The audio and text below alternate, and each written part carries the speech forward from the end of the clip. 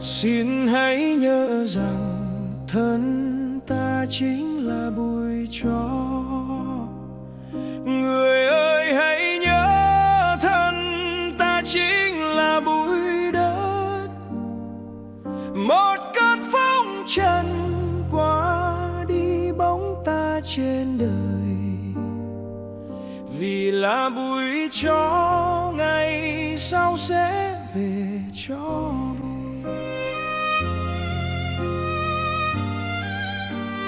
Đẹp như hoa mùa xuân thì sớm nở cùng tối tàn. Bền như lâu đài xây có ngày cùng sẽ chuyện lay. Xinh tươi là mấy người, kiêu sa là mấy ngày. Hư không sớm muộn cũng hoàn hư không. Dầu sáng có là bao thì có ngày cùng biến tàn. Quyền nắng chỉ là bao có ngày cùng sẽ dần tan. Cao sang là mấy tầng, vinh quang là mấy lần. Hơn nhau rút cuộc sang hẹn như nhau. Xin hãy nhớ rằng thân ta chính là bụi tro. Người ơi hãy nhớ thân ta chính là bụi đất. Một cơn phong trần qua đi bóng ta trên đời. Vì là bụi tro ngày sau sẽ về cho.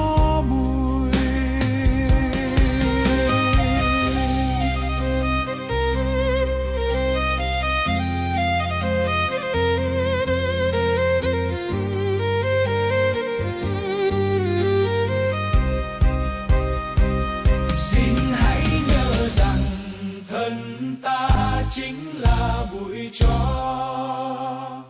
Người ơi hãy nhớ thân ta chính là bụi đất. Một cơn phong trần qua đi bóng ta trên đời. Vì là bụi tro ngày sau sẽ về cho.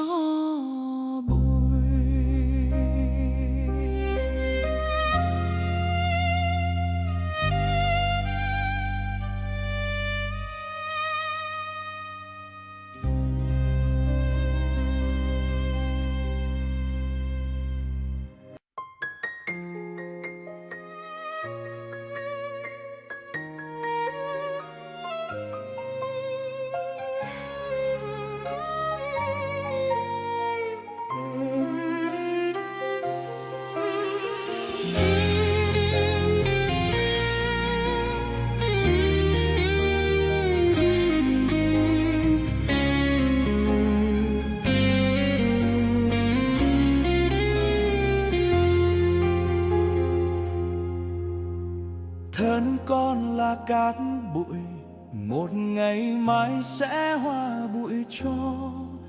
Cuộc đời vinh hoa phú quý xuôi tay năm còn có chi đâu. Ôi thoáng qua cõi đời cười vui nay bỗng mai ly biệt. Người ơi xin hãy nhớ rằng thân con đây chính là bụi tro. Phận người như cơn gió mai này rồi sẽ qua đi.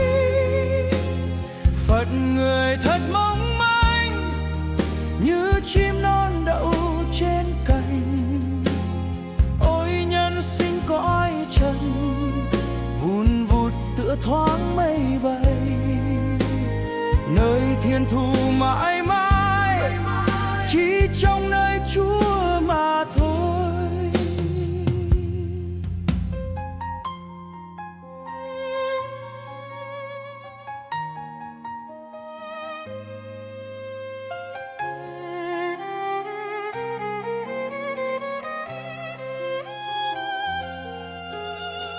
Thu qua mùa đông tới, nhẹ nhàng rơi chiếc lá vàng khô.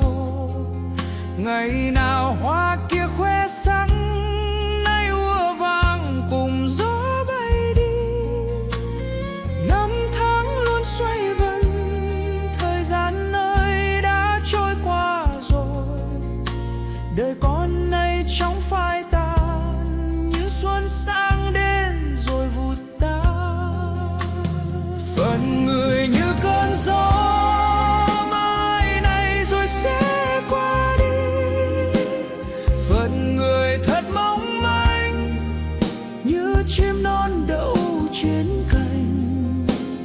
Ôi nhân sinh cõi trần, vun vút tựa thoáng mây bay, nơi thiên thu mãi mãi chỉ trong nơi Chúa mà thôi.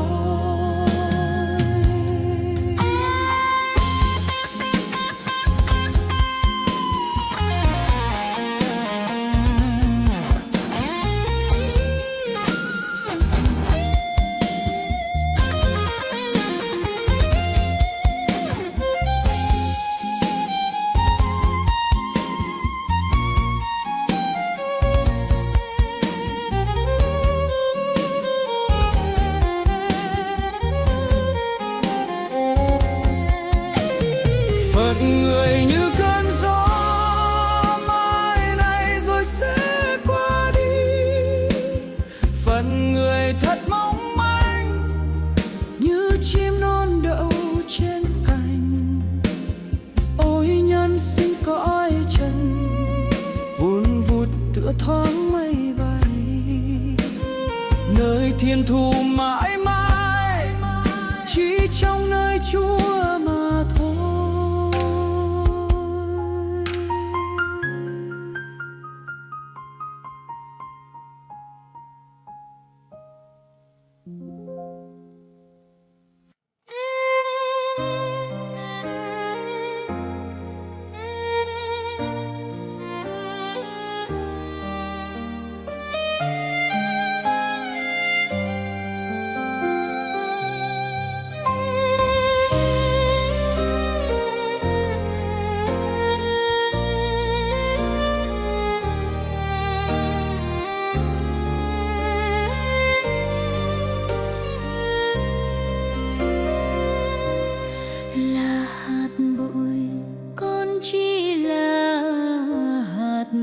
Rồi mai này là hạt bụi thôi, là hạt bụi con trông cậy vào tình yêu Chúa.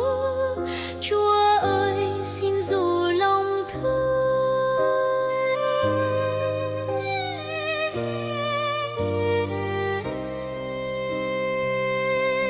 xin thương con tội lỗi Chúa.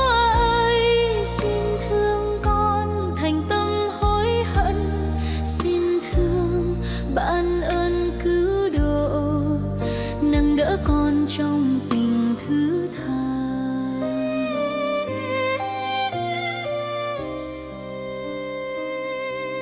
Về cội nguồn những ước mơ, mong trở về con, mong được trở về cùng Chúa.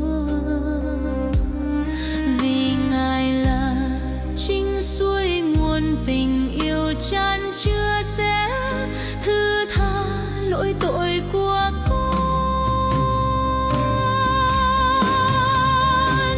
Xin thương con tội lỗi Chúa ơi, xin thương con thành tâm hối hận.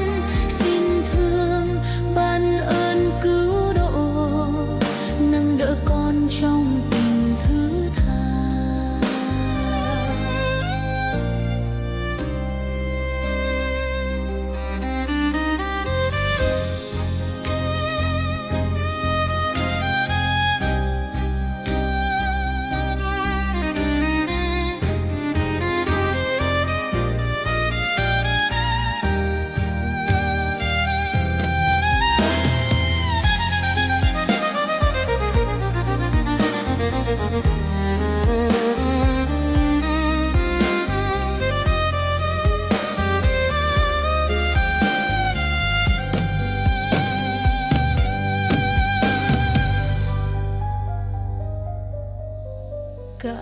cuộc đời kiếp lãng du, phiêu bạt con phiêu bạt nẻo đời đam mê. Chợt một ngày con chán chê dặm tình dương thế, quyết quay về nương cửa từ bi.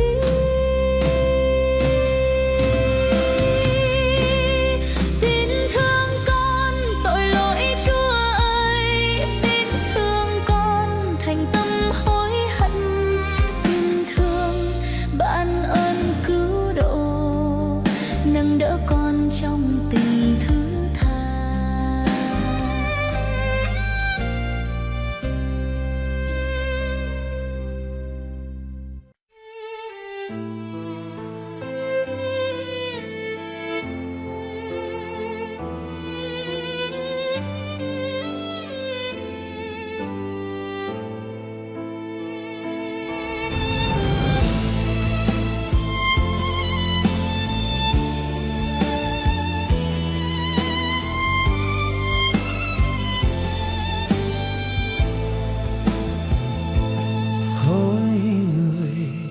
Hãy nhớ mình là bụi tro, một mai người sẽ trở về bụi tro. Ôi thân phận của con người tựa bông hoa nở tươi, một làn gió nhẹ lung lay cùng biến tan sắc màu. Hỡi người, hãy nhớ mình là bụi tro, một mai người sẽ trở về bụi tro. Hôm nay người người vui cười, rồi mai đây lệ rơi. Đời là giấc điệp qua mau, nuối tiếc chi bóng sầu. Hỡi người, hãy nhớ mình là bụi tro, một mai người sẽ trở về bụi tro.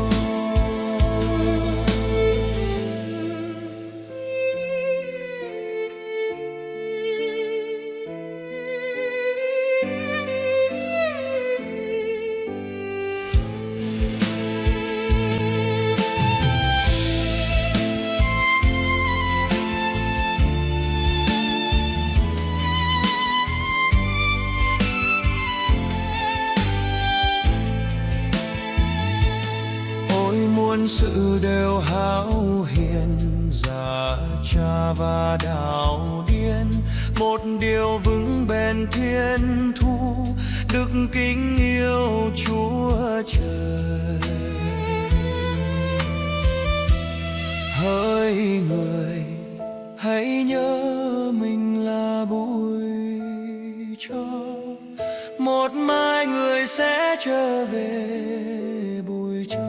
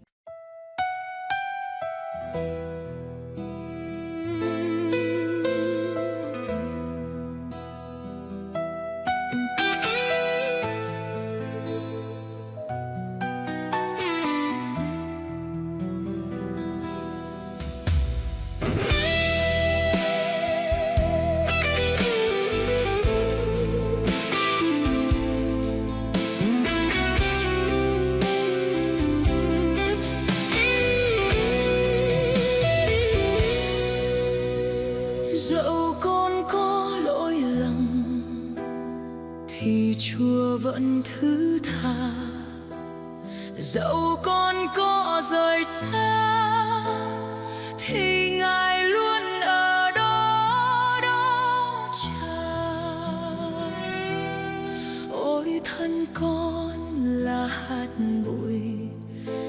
ngọn hèn yếu đuối mong manh là bụi tro, con nay trở về bụi tro.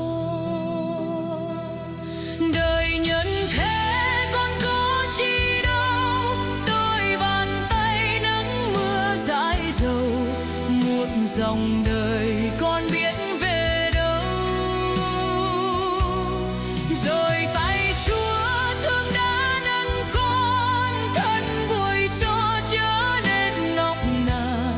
Chúa là nguồn hạnh phúc đời con, lòng thành công con quay trở về.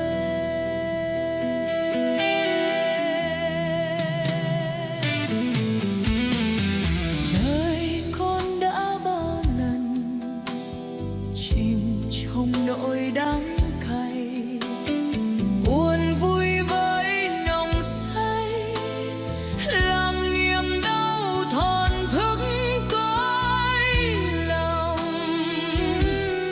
Bao nhiêu năm một cuộc đời mệt nhoài mưa nắng gió sơi,